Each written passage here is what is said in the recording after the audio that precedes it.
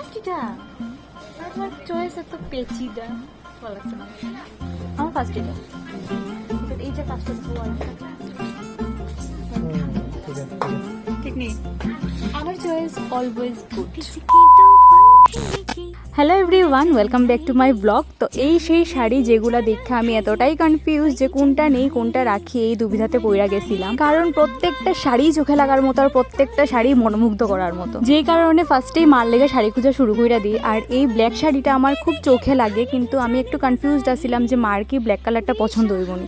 তো তখনই আমার খেয়াল হয়েছিল আজকে সকালেই মা আমারে কইতেছিল, মানে আমি একটা টিল কালারের টি শার্ট পরা আসছিলাম, তো মা এটা দেখা কইতেছিল এই কালারটা খুব ভালো লাগে, আমার তো এই কালারের শাড়ি না, এই কালারের শাড়ি হইলে বেশ দেখতে ভালো লাগে। তখনই আমার চোখে পড়ে এক্স্যাক্ট সেম কালারের একটা শাড়ি। তো আমি আর ডিজাইন ফিজাইন এত বেশি না দেখে এই শাড়িটা একদম চোখ বন্ধ করে নিয়ে আনি।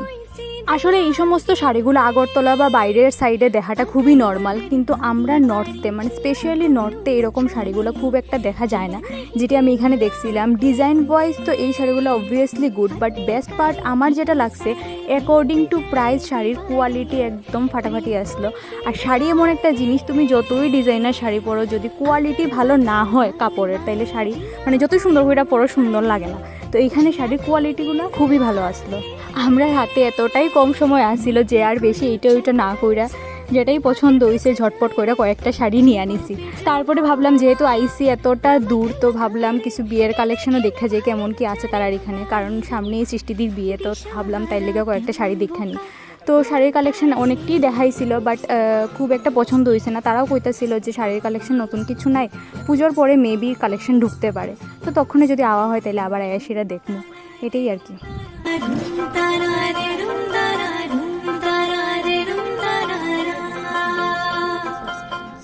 আর কি নিতে হয় এখানের মধ্যে 1, 2, 3 নম্বরের পছন্দ কোনটা? नंबर 1 बट औकात से बाहर सच में সেকেন্ড এন্ড থার্ড এটা আমি ঠিক নিচ্ছি, আমারটা দেখাইতাম না, এটা মামি লেগে আমার সেকেন্ড এন্ড থার্ড।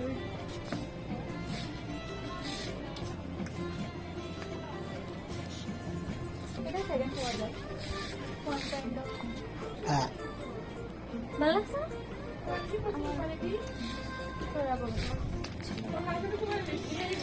বন্ধ হলো থাকি যাই না। ও তো আছে হ্যাঁ, এটা পাওয়া যায় বা হ্যাঁ এটা পাওয়া যায়, কিন্তু এটার কালারটা না মানে একটা কমন কালার, কিন্তু এটা আনকমন কালার আছে ভিতরে। তো ফার্স্ট এটা তোমার ফার্স্ট এটা, তোমার ফার্স্ট এটা আর তোমার চয়েস এত পেচিদা ভালো লাগছে না আমার ফার্স্ট এটা। এটা এই যে কাজটা দেখো ঠিক আছে ঠিক আছে ঠিক নেই, আমার চয়েস অলওয়েজ গুড। প্লাস এখানে ফুটওয়্যারেরও ভালো কালেকশন আছে, বাচ্চারারও জিনিস পাওয়া যায়, আবার ডেইলি ইউজের গ্রসারিও আছে। মেন্সটার কালেকশন আছে কিনা নাই ঠিক আমার জানা নেই, আমার দেখা হয়েছে না। তো যা দেখলাম মোটামুটি সবগুলো জিনিসই মোটামুটি ভালো ব্র্যান্ডের।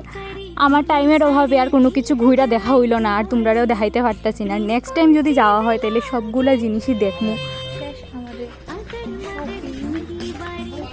শপিং শেষ না, প্রথম দিনের শপিং শেষ। আমার ভুল হয়েছে, মিস্টেকটা শুধরাই দিছে। দেখি আর কতদিন আইতে লাগে, কতদিন যে রেডি বলতে যায়। কেনাকাটা করতে করতে একদম গলাটলা শুকাইয়া গেছিলো, তো ভাবছিলাম ভালো যদি কোনো ড্রিঙ্ক পাওয়া যায়। তো দাদাটা আমরা একটা হেলদি ড্রিঙ্ক দেখাইতেছিল, বাট আনহেলদি খাইতে খাইতে মুখটা এতটাই বাজে হয়েছে যে আর হেলদি কিছু মুখে লাগে না। যেটা আমি এতদিন থেকে খুঁজতেছিলাম গাড়ির লেগা মাইক্রোফাইবার ক্লথ, ফাইনালি এখানে পাইছিলাম, বাট এটা হোয়াইট কালারের আসিল, আর হোয়াইট কালার তো খুব তাড়াতাড়ি নোংরা হয়ে যায়, তো যার কারণে এটা নেওয়া হয়েছে না।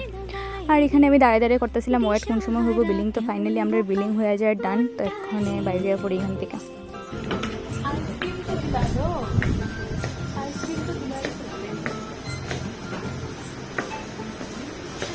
সামনে আইসক্রিম নেই